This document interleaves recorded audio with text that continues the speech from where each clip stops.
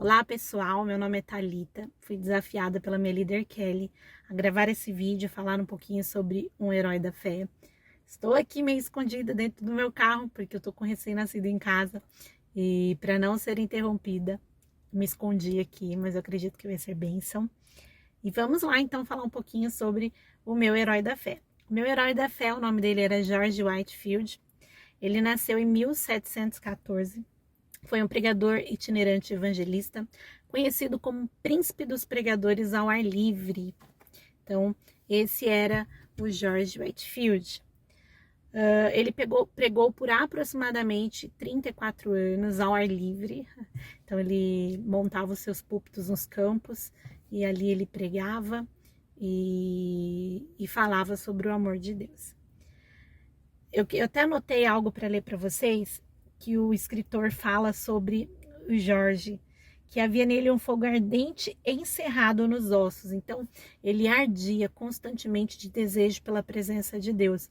Ele foi um homem apaixonado por esse Deus. Ele foi um homem dedicado, que reverenciava ao nosso Deus. O seu maior desejo era que todas as pessoas fossem livres da escravidão, do pecado, e por isso ele dedicou a sua vida a isso. Aos 3 anos ele perdeu seu pai antes de sua conversão, né? Vamos falar um pouquinho antes da sua conversão. Então, aos 3 anos ele perdeu seu pai, foi criado pela sua mãe e dentro de uma taberna de bebidas. Então, o cenário não era assim um cenário que apontava para o que ele seria, né, no futuro, mas Deus já estava preparando tudo.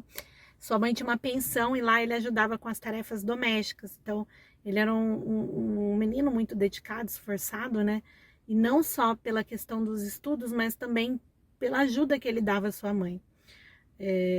Após a sua conversão, já um pouco mais velho, ele, mesmo antes da sua conversão, ele mostrava interesse pela leitura da palavra do Senhor. E após a sua conversão, o autor fala algo interessante, que ele se enchia tanto da presença do Senhor, tanto, ele anelava tanto pelos céus, que ele só queria um tempo a sós com Deus para agradecê-lo, e durante esse tempo ele chorava constrangido na presença do Senhor. Então, esse era o Jorge, alguém que buscava ao Senhor e que anelava por essa presença.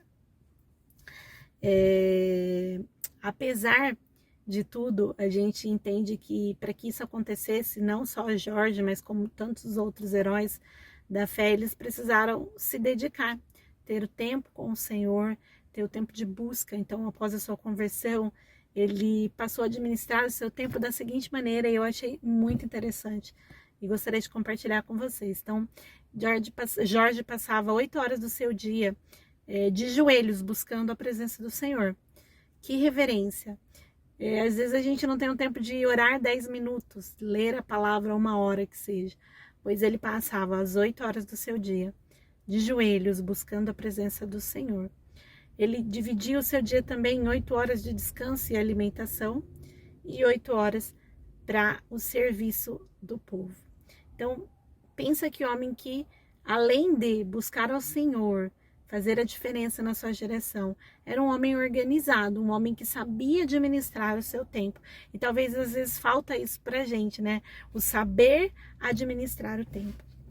Uma coisa também que é bem interessante sobre Jorge é que ele não era um homem muito robusto, forte, de aparência forte. Ele também estava bem debilitado, né, durante aí mais o final da sua carreira, né? Ele pregou por 34 anos, mas no finalzinho aí da sua carreira ele já estava bem debilitado, doente, os pulmões fracos, e a literatura descreve que possivelmente a saúde mais debilitada devido a tanto estudo, tanto esforço, mas ele não deixou de pregar. Então ele pregava ao ar livre até certa feita.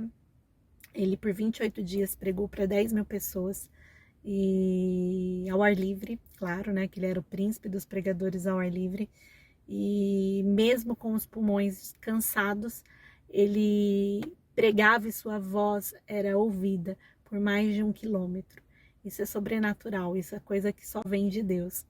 E ele se dedicou a pregar, a anunciar, porque ele amava o Senhor. Como eu disse, ele se constrangia pelo amor do Senhor, mas ele não focava-se somente nisso. Ele amava tanto o Senhor que ele também amava as pessoas e queria que as pessoas pudessem conhecer desse amor. Então essa foi a vida dele. E no finalzinho de sua carreira, ele morreu mais ou menos aos seus 65 anos. Ele decidiu voltar para casa para se recuperar. Foi uma época que ele já estava bem debilitado. Mas aí ele resolveu voltar para casa para se recuperar. E talvez eu e você, no lugar dele, teríamos voltado para as nossas casas e teríamos de fato descansado, tido um tempo de refrigério. Mas não. Jorge, ele voltou para sua casa e lá ele começou talvez um novo modelo, né, de servo do Senhor. Ele abriu um grupo de estudos para jovens, né, um grupo de estudo evangelístico que pudesse ensinar a palavra do Senhor. E também ele visitava os pobres, os prisioneiros, os doentes. Então, mesmo no final da sua carreira, mesmo no final da sua vida, Jorge, ele se esforçou, ele se dedicou, porque a obra é assim, né? O amor ao Senhor é isso. E eu tenho muito para mim.